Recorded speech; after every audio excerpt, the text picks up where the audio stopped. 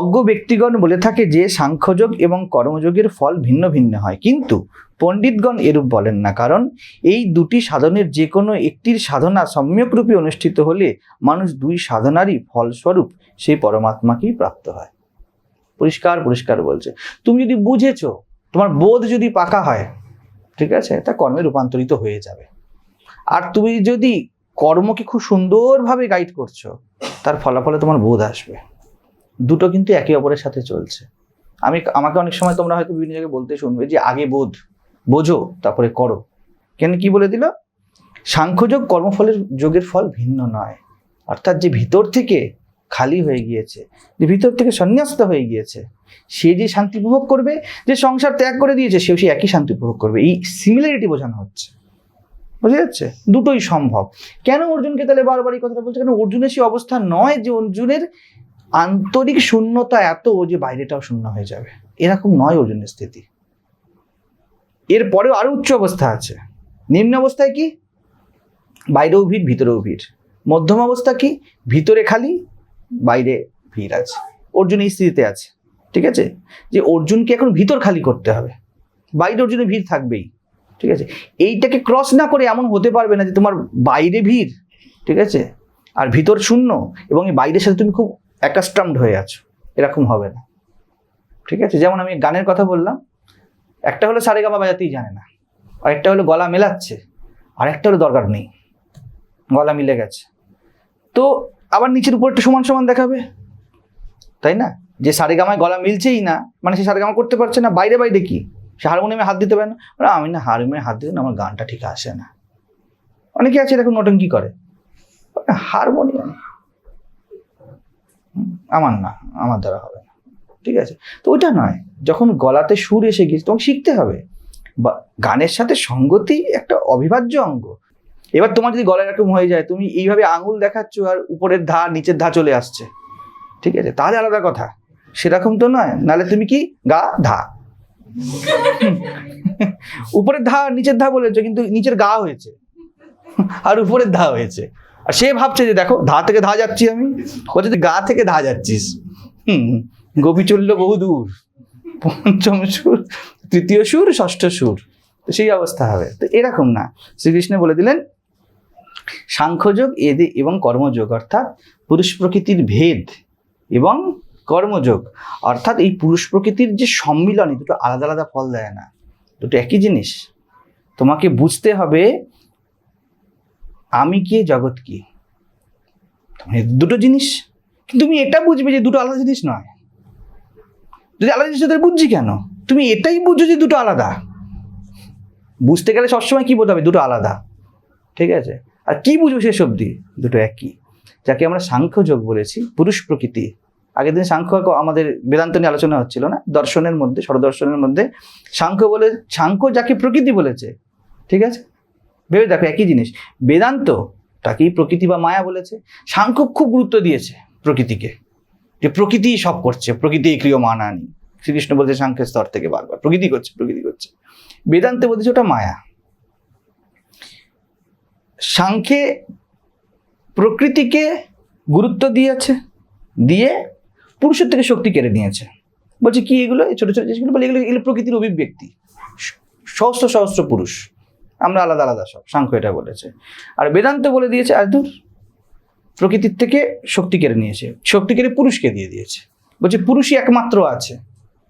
আর প্রকৃতি কি বলে? দর্পণের মতো ওর মধ্যে পড়ছে, ওর মনে হচ্ছে অনেক, যেহেতু প্রকৃতি খণ্ডিত সেই জন্য মনে হচ্ছে অনেকগুলো পুরুষ। ভ্রম, মায়া, অনেক পুরুষ নেই, এটা বেদান্ত বলেছে। আর ঠিক উল্টোটাই করে দিয়েছে, এবার যে প্রকৃতি এমন দাঁড়িয়ে আছে আর পুরুষ অনেকগুলো, বুঝা যাচ্ছে বিষয়টা? এই দুটো আলাদা হয়ে গিয়েছে। কিন্তু আমরা আগের দিন আলোচনা করেছিলাম কি, সাংখ্যের মধ্যে দিয়ে না গিয়ে কখনো বেদান্তে বোঝানো যাবে না। সাংখ্য নিজে পথ, নিজে কোনো সিদ্ধান্ত নয়, এটা রহস্য। যেমন পথ কোথায় গেছে, অনন্ত পথের রহস্য, সাংখ্য রহস্য। এই জন্য ভারতকে রহস্যবাদী বলা হয়, কারণ ভারতে বিজয় যায় সাংখ্যের। রমেশচন্দ্র মজুমদার বলেন যে ভারতের বিভিন্ন স্থাপত্যে সাংখ্যের পতাকা উঠছে। পুরুষ প্রকৃতি, স্ত্রী পুরুষ দেখবে আবার মন্দিরে সব রকম ভাবে দেখা, মৈথুন মূর্তি, এটা ওটা, সাংখ্য পুরুষ প্রকৃতিকে বারবার বোঝানো হচ্ছে, ঠিক আছে। তো এর মধ্যে কি প্রকৃতি, বিবিধতা তো প্রকৃতির মধ্যেই, বিবিধ রকম ভঙ্গিমা, প্রকৃতির। এটা কি দিয়েছে? এটাকে আমি আগের দিনও বললাম তোমাদেরকে, ভারতকে এই জন্য বলছে মাতৃপূজারী, প্রকৃতির পূজারী ভারত। তো বেদান্ত তার সিদ্ধান্ত, আমি এই জন্য বলি অকর্তৃত্ব আমাদের একদম করে বসে আছে, ওই নিয়ে বেশি কথা ঘাঁটাঘাঁটি করো না, গোলমাল হয়ে যাবে। ভাবো বিভিন্ন প্রকৃতির বিভিন্ন ম্যানিফেস্টেশন, ঠিক আছে, এবং ম্যানিফেস্টের মধ্যে প্রত্যেকে বল তুমি অকর্তৃত্ব দেখছো, এবারে গোলমাল হতে শুরু করবে না। তুমি যখন ইউনিভার্সাল অকর্তৃত্ব দেখতে পাচ্ছ তখন একটা অ্যাসিমিলেশন আছে, একটা একত্রীকরণ আছে। কিন্তু যখন প্রত্যেককে তুমি ভিন্ন বলতে শুরু করছো এবং বলতে প্রত্যেক অকর্তা, এবার ধরাই গোলমাল হয়ে যাবে। তো অকর্তা বা যেটা এখানের কথা যে সন্ন্যাস, একদম গহনের বিষয়। বাইরে বাইরে কি ম্যানিফেস্টেশন, ম্যানিফেস্টেশনে মানে কি সাংখ্য অর্থাৎ বিবেক। ম্যানিফেস্টেশনে তুমি বিবেক রাখো, কোনটা করার, কোনটা ডিস্ট্রাকটিভ ম্যানিফেস্টেশন, কোনটা কনস্ট্রাকটিভ ম্যানিফেস্টেশন, এর মধ্যে ভেদ রাখো। ভারত এটা দেখেছে, আর ভারত কখনো বেদান্তকে একদম ওপেন টু অল করে সামনে আনেনি, বলে দাঁড়াও আন্দর কি বাত হ্যাঁ, এ কি সামনে এনো না। সবাই বলতে শুরু করবে অহম ব্রহ্মাস্মি, রাবণ 10 মুখে বলছে অহম ব্রহ্মাস্মি, রামও বলছে অহম ব্রহ্মাস্মি, বিভীষণও বলছে, কুম্ভকর্ণ ঘুম থেকে উঠে বলে অহম ব্রহ্মাস্মি। এ সর্বনাশ, কেয়ে ব্রহ্ম তাহলে? বলছে সাংখ্যের মধ্যে তো হাজার হাজার পুরুষ, তাহলে হাজার হাজার ব্রহ্ম। পুরো ঘেঁটে যাবে জীবন, সমাজ। ভারত এত সুন্দর যে এটাকে খুব সুন্দরভাবে নিজের মধ্যে সমাহিত করেছিল। বলে একদম শ্রুতি, কানে কানে বলবো আসল কথাটা, সামনাসামনি বলবো না। সামনাসামনি কি, সামনাসামনি বিবেক লাগাও, কোনটা ঠিক কোনটা ভুল দেখো। এই এখানে শ্রীকৃষ্ণ বলে দিল যে বিবেক লাগাবে সেই ভিতরেরটা বুঝতে পারবে, আর যে ভিতরেরটা বুঝেছে সে বিবেকে প্রতিষ্ঠিত হয়েছে, সে বিবেকই লাগাবে। বুঝে যাচ্ছে? বিবেক লাগাও, তুমি অকর্তৃত্বে পৌঁছে যাবে, ঠিক। আর তুমি অকর্তৃত্বে দাঁড়াও, তুমি অবিবেকী হয়ে কাজ করতে আর পারবে না, বিবেকই লাগাবে। তো কি হলো, এই যে সুন্দর একটা সন্তুলন, জীবনে বাইরে থাকলো কি বিবেক, আর ভিতরে থাকলো কি আমি কর্তা নয়। শ্রীকৃষ্ণ এখানে বলছেন অর্জুন একই জিনিস, দুটো একই জিনিস, কিন্তু একটাতে অনেস্ট থাকো।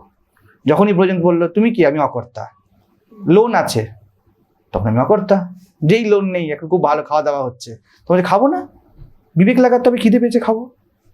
যেই বিল পে করার সময় বলে আমি তো অকর্তা, আমি কি জানি, খাবার এসছিল টেবিলে, আমি খেলাম, হাত চামচ তুললো, আমাকে বললো, আমি খেয়ে নিলাম। তখন এখানে হোটেল ম্যানেজার এসে বলবো ঠিক আছে এইভাবেই তুমি এখন বাসন মাজবে, চলো। তো এই জিনিস করলে হবে না, বোঝা যাচ্ছে বিষয়টা। এই যে অদ্ভুত সংযোগ, ওই আর কি বলবো, খুব বেশি আমরা প্রকৃতির কাছ থেকে পেয়েছি একমাত্র এই যে যোগ ভারতবর্ষে, আর কোথাও কোনো দর্শনে নেই। যে পশ্চিমের যে পুরো দর্শন না, ওটা বৌদ্ধিক বিকাশ। বুদ্ধিকে কতদূর নিয়ে যেতে পারো, ভারতের দর্শন বেরিয়ে এসছে বলে যে ভারত বলছে বুদ্ধির পারের বিষয়, বুদ্ধির পার থেকে ভারত দেখেছে।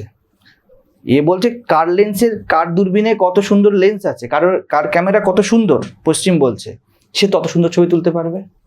ভারত বলছে ঠিকই বলছো তুমি, কিন্তু সৌন্দর্য বোধ চোখে আছে, ক্যামেরায় নেই। ভারত কিছু গহন বলে দিল, সৌন্দর্য বোধ এখানে আছে আর ওই ফুলে আছে যাকে তুমি ফোকাস করছো। এ তো মাধ্যম, পশ্চিম মাধ্যমটাকেই শুধু তুলেছে, এই জন্য এরা টেকনোলজিক্যালি এত বেশি উঠেছে।